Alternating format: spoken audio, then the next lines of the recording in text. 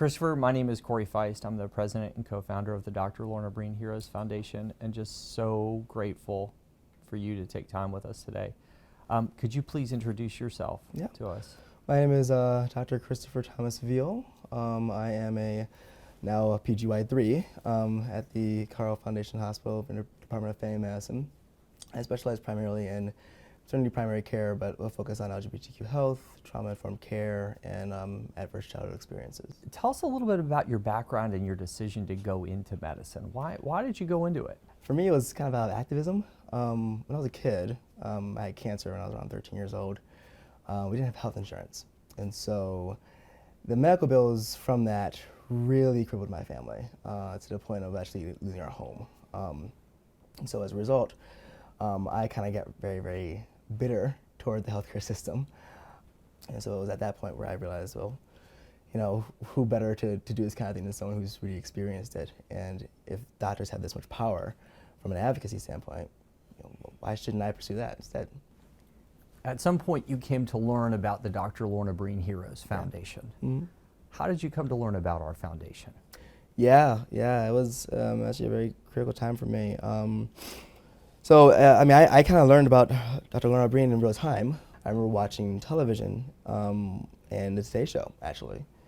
And they reported on Dr. Lorna Breen's death, and they did a very good profile on her. And I remember watching this with my mother, and my mom was like, you know, it sounds like you, you know? And I'm like, yeah.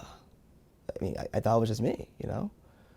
I found out a month later that my classmate, who was also a black male like myself, class behind me, wound up dying by suicide just a few weeks later.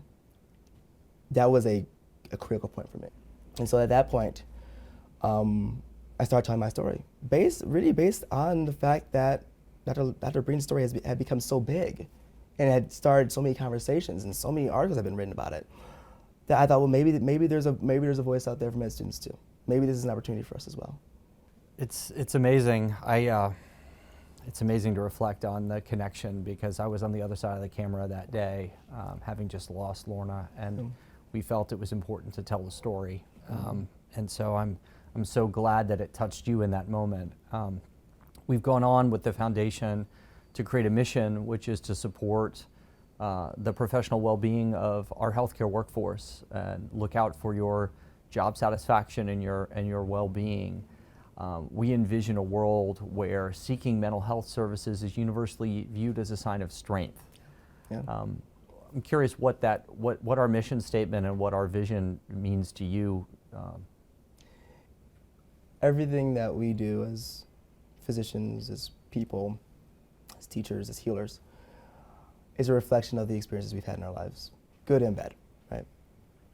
But it's how we use those experiences to change the lives of others that makes a difference. You know, I really believe that we are all wounded healers in our own way. We've all had some events happen in our lives that have shook us to our core. But it's those experiences and what we learn from them and the empathy we gain from them that allow us to do better for the people who have to go through that too, and make it a little bit easier for them. So ultimately, I feel like what this mission statement is doing is saying that it's okay to be a wounded healer. And in fact, you should be proud of it. Thank you for saying that. Yeah. We feel the same way. As you look forward to the changes that you would like to see in medical schools and residency programs, and even with the practicing healthcare professionals who are out there every day, what changes would you like to see? Well, you know, a big one, which is one that you're actually all very much working on still, and doing great things with, is the credentialing component. You know, I'm actually in the middle of credentialing right now to get my full medical license in Illinois.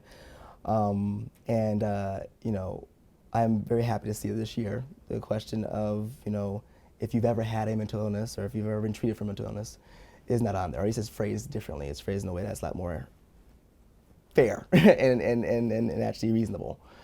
One should not be ashamed of admitting that they've gotten help, right? They should be proud of the fact they got help, right? My shame was the fact that I didn't get help. That's what I'm ashamed of. So the fact that any kind of licensing would penalize someone for going the extra mile and recognizing that they had something going on that they needed help with. That shouldn't be a case. That should be praised, right? You know, my story is all doom and gloom for quite some time. You know, there's a silver lining to it. You know, and the silver lining is that the experience that I had, as tragic as it may have been, the loss of both my friends, the loss of Dr. Breen, you know, that shifted the way that I thought about my life and my job and my role in this world. I encourage really every doctor, any person in power, any person in general, to use that inner light. Beautifully said. Yeah.